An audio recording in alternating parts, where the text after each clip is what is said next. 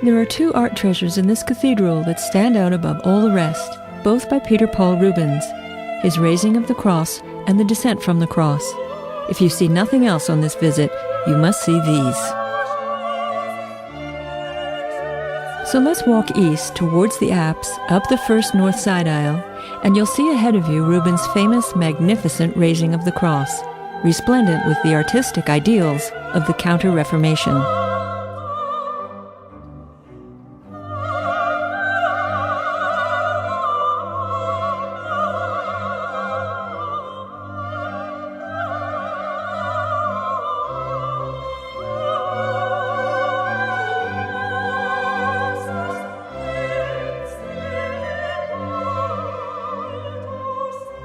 The Raising of the Cross was the first important religious commission Rubens received after he returned home from 8 years living in Italy, studying Roman antiquities and the art of Renaissance, Mannerist, and early Baroque painters.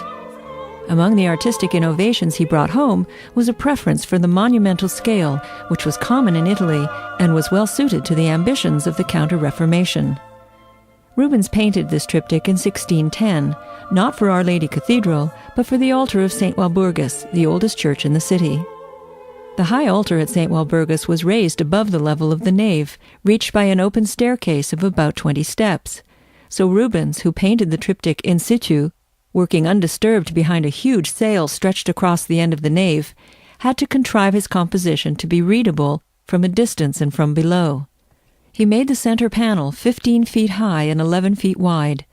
It would seem as though one were witnessing the raising of the cross from the foot of the hill outside Jerusalem, called Calvary in Latin, or in Hebrew, Golgotha, meaning the place of the skull. With this sensational painting, Rubens introduced the Baroque into Northern art.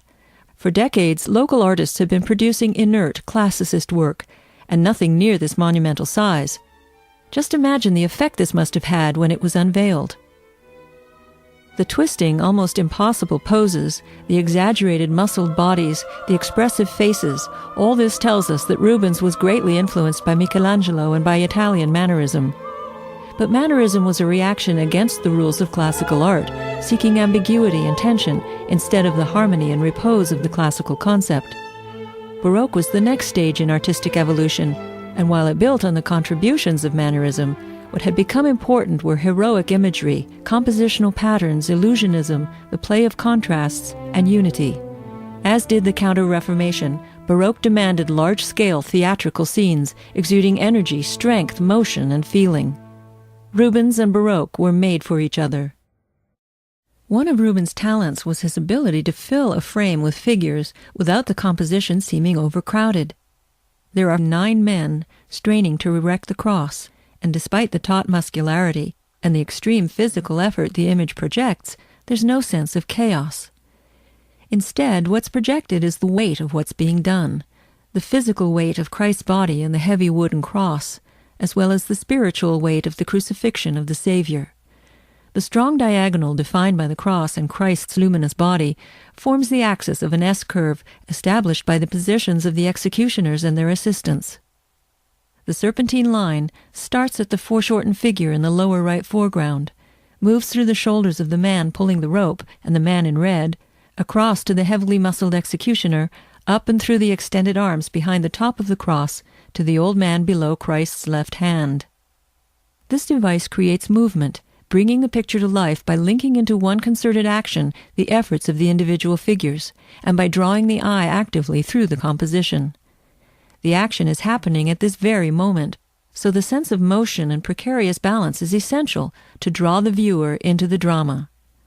But the heart of at least one of these men is not in the work. Look in the face of the armored soldier.